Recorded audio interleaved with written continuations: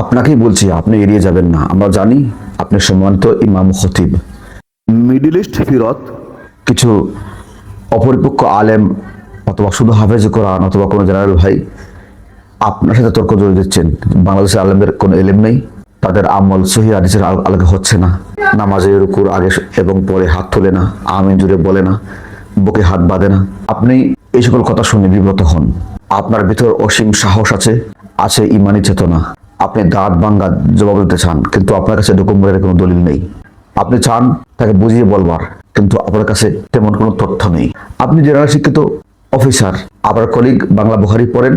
আপনি যেহেতু দাওয়াত তবলিগে সময় লাগান, তিনি আপনাকে মাঝে মধ্যে বলেন বিদআত ছাড়ুন, তাওহীদ ধরুন। আপনি এই সকল কথা ইগনোর করেন, কারণ আপনি এই বিষয়ে কোনো গবেষণা করেননি, ইতিমধ্যে বিষয়ে আপনার জানাশোনা নেই। কিন্তু আপনার কলিগকে আপনার ছাড় দিচ্ছে না, বরং পিছু নিয়েছে, বারবার আপনাকে বিরক্ত করছে। আপনি শিক্ষার্থী তরুণ, আপনার মনের প্রশ্ন, নবী থাকতে, নবীর আদর্শ থাকতে আমরা সাহাবায়ে কেরামকে কেন মানবো, আমরা ইমামদের অনুসরণ করব? আসলে 1000 বছর পরে হাদিস কি সংরক্ষিত আছে? হাদিস কি মানতে হবে?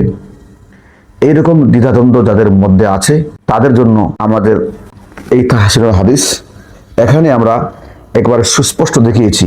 300 পৃষ্ঠা থেকে নিয়ে 408 পৃষ্ঠা পর্যন্ত সুস্পষ্ট করে দেখিয়েছি মাযহাব কেন মানতে হবে, সাহাবায়ে কেরামকে কেন মানতে হবে, এবং হাদিস কেন আমাদের জন্য মানা আবশ্যক। এই বিষয়গুলো আমরা সুস্পষ্ট করে উল্লেখ করে দিয়েছি এখানে। আমরা কিতাবটি বেশি করে দায়িত্ব শেষ মনে করিনি। আমরা চাই আপনি কিতাবটি পড়ুন। আপনি ইতিমধ্যে কিতাব নিয়েছেন, কিন্তু পরে পড়ব বলে রেখে দিয়েছেন, সময় হচ্ছে না। আমরা চাই আপনি দ্রুত কিতাবটি পড়ে ফেলুন, এবং আপনি আত্মস্থ করেছেন কিনা সেটা আমরা জানতে চাই, ফলো আপ নিতে চাই। এর জন্য আমরা গোটা বাংলাদেশের 64 জেলায় ভ্রান্ত আকীদা মোকাবেলায় উলুমে হাদিসের ভূমিকা শীর্ষক তাহসিনুল হাদিস পাঠক কনফারেন্স করতে চাই। এবং শুরু করব আমরা কোন জেলা থেকে?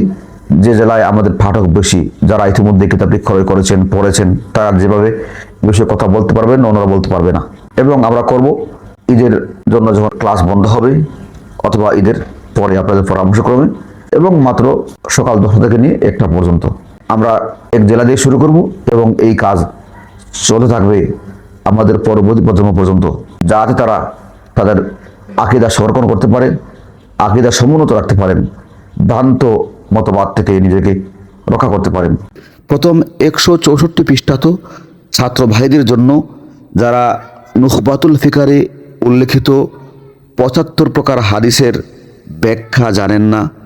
আমরা প্রত্যেকটি প্রকারের আবিধানিক অর্থ, পারিভাষিক অর্থ, প্রকারভেদ, উদাহরণ এবং হুকুম উল্লেখ করার চেষ্টা করেছি। 165 পৃষ্ঠা থেকে 177 পৃষ্ঠা পর্যন্ত আদালতে সাহাবায়ে কেরাম যে সত্যের মাপকাঠি, সেই বিষয়টি আমরা 40টি দলিলের মাধ্যমে উপস্থাপন করেছি। প্রথমে 10টি কোরআনে কারিমার আয়াত, এরপর 10টি হাদিস, এরপর 10টি ইজমার উদ্ধৃতি, এবং এরপর 10টি যুক্তি উপস্থাপন করেছি। 178 পৃষ্ঠা থেকে 253 পৃষ্ঠা পর্যন্ত সেহাসিত্তার যত আলোচনা আছে, সেহাসিত্তার শ্রেণীবিন্যাসের মানদণ্ড, সেহাসিত্তার মুসন্নিফদের জীবনী, তাদের কিতাব সংকলনের কারণ, এইসব বিষয় উল্লেখ করেছি। 254 পৃষ্ঠা থেকে নিয়ে 270 পৃষ্ঠা পর্যন্ত হাদিস অস্বীকারের বিভ্রান্তি নামক প্রবন্ধে বর্তমান সময়ে যারা হাদিস অস্বীকার করতে চায়, যারা তথাকথিত আহলে কোরআন নামে পরিচয় দিতে চায়, তাদের 6টি দলিলের দাঁত ভাঙ্গা জবাব দেওয়ার চেষ্টা করেছি। 271 পৃষ্ঠা থেকে 299 পৃষ্ঠা পর্যন্ত সাহাবী, তাবী এবং রাবাদির জীবনী উল্লেখ করেছি। 300 পৃষ্ঠা থেকে 408 পৃষ্ঠা পর্যন্ত 108 পৃষ্ঠা জুড়ে তাকলিদে আইম্মা বা ইমামগণের অনুসরণ নামক প্রবন্ধে মাযহাবের ইমামদেরকে মানতে হবে, এবং যারা মানতে চায় না তারা যে সকল অভিযোগ, অনুযোগ, অজুহাত উত্থাপন করে সবগুলো অভিযোগের জবাব দিয়েছি। এমনকি তাদের গোড়া কোথায়, ইংরেজদের সাথে তাদের সম্পর্ক কী, কাদিয়ানীদের বিয়ে কেমন আলেম পড়িয়েছিলেন, সেই সকল বিষয়ে উপস্থাপন করার চেষ্টা করেছি। 408 পৃষ্ঠা থেকে 448 পৃষ্ঠা পর্যন্ত 40 পৃষ্ঠা জুড়ে মুকদ্দিমাতুদ দেহলভী, যা উলুমে হাদিসের ফতোয়া হিসেবে গ্রহণযোগ্য, সেই বিষয়টি উল্লেখ করেছি।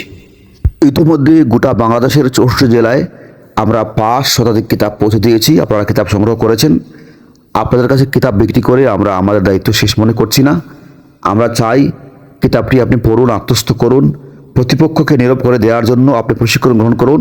সেই লক্ষ্যে গোটা বাংলাদেশের 64 জেলায় আমরা বাতিল আকিদা মোকাবেলায় উলুমে হাদিসের ভূমিকা শীর্ষক তাহসিনুল হাদিসের পাঠক সেমিনার আয়োজনের উদ্যোগ গ্রহণ করেছি।